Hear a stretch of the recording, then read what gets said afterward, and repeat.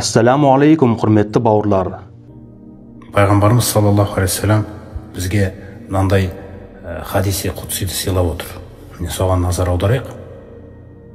Абу Хурайрадан жеткен риуаятта Аллах Тағаланың елшісі айтады. Аллах Тағала былай деп айтты дейді. Күллу амали ибни адама лаху. Адам баласының күллі жасап жүрген амалы өзіне арналады дейді. Өз үшін. Өз үшін дейді ол. Илля саума, тек қана оразаны айтпағанда дейді.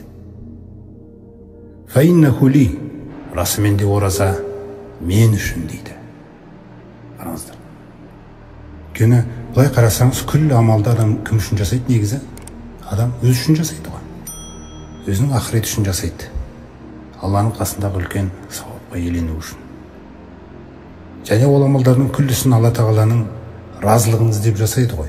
Алайда Аллах Тағала бұл жерде оразаны ерекшелеп тұрып бүкіл амалдардан, намазыңнан да, қажылығыңнан да, зекетіңнен де, күллі амалдардан оразаны не істеп жатыр? Ерекшелеп тұр.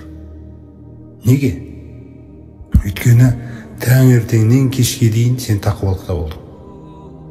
Таңертеңнен кешке дейін сенің тек қана сен тамақтан, судан ораза ұстаған жоқсың.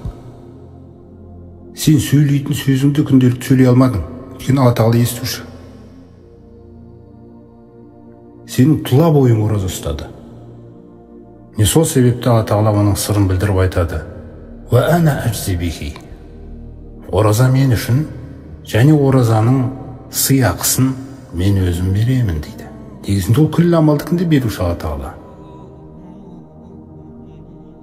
Бұл жерде қандай сыр жатыр дейтін болсаңыз, күллі амали ибни адам, адам баласының күллі амалына сауап жазылған кезде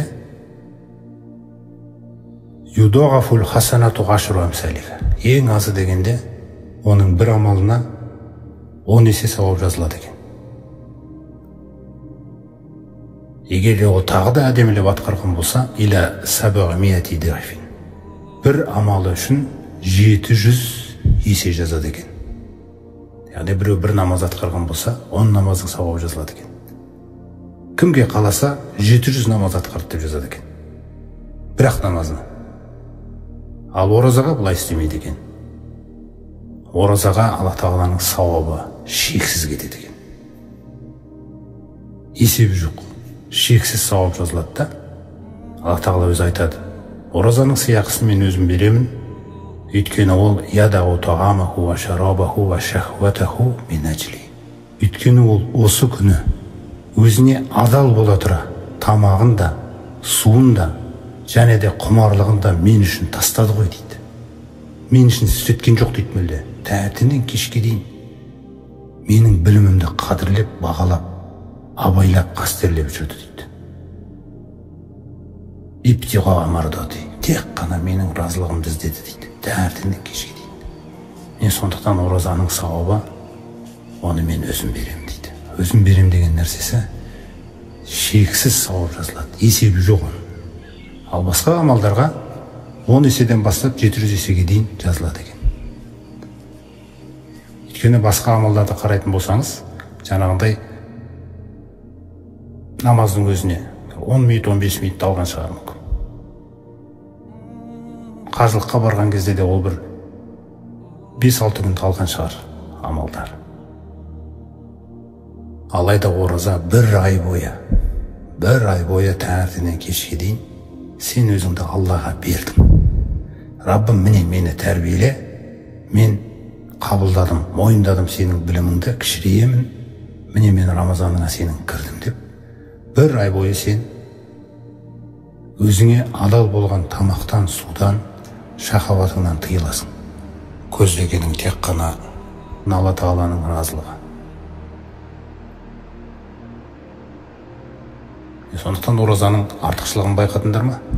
Сондықтан біз ұстап жүрген оразаның пайдасы, негізгі мақсаты не болып тұр? Тақуалыққа қол жеткізу болып тұр да. Тақуалыққа қол жеткізу. Ал тақуалық пен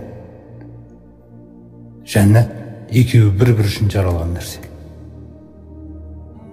Жәннат пен тақуалық бір-бірі үшін жаралған. тақуалықты неғұрлым дамыттық, соғұрлым жәннатың зор болады. Тақуалығыңа байланысты Алла Тағала сол жәннатты сіз істегеннен артық сауабымен дайындайды. Сондықтан осы айдың ішінде біз осы тақуалық деген нәрсеге назар аудару керекпіз. Таңертеңнен кешке дейін тек қана су мен тамақтан тыйылып, бірақ кешегі мінездеріміз, кешегі сөздеріміз баяғы жартас, сол жартас болып шығып тұрсақ ауызашардан кейін. Онда біздің мойнымыздан жалпы бір парыз түсті, Алла қабыл етсін деген ниеттеміз мысалы. Алайда ол ораза маған жүрегімде жеміс шығармады. Иманым ораза деген жемісті шығарғанмен, оразам жүрегімде тақуалық деген жемісті шығара алмады. Өйткені тақуалық деген жемістің шығуы ертеңгі күніңнің бүгінгі күнге ұқсамауы, сәл өзгешелік болуы. Тіпті адамдар бір-біріне үйіңізде өздеріңіз отбасы мүшелерінде қарап, кімнің мінезі кешегінде емесе, бүгін кішкене басқашылау болып отыр дегендей. Бұрын артық күлуші еді, қазір көп күлмейтін сияқты. Бұрын ұрса беруші еді, қазір әр нәрсеге жеңіл қарайтын болыпты. Неге? Өйткені тақуалық дамып келеді жүректе. Тақуалық дамып келеді. Міне құрметті жамағат, сондықтан иман тазалығы ол сол таухид, және де жан тазалығы ол тақуалық. Осы екі қасиет жеке адам үшін де, отбасы үшін де, ел үшін де өте маңызды. Алла Тағала күллі берекесін, көктер мен жердің берекелерін осы екі қасиет болған жерге түсіре береді. Бауырлар, видеоны соңына дейін көргендеріңізге Аллах разы болсын. Арнамыздағы басқа да роликтерге мән беріп көрсеңіздер, назарларыңызға рахмет. Ассаламу алейкум ва рахматуллахи ва баракатух.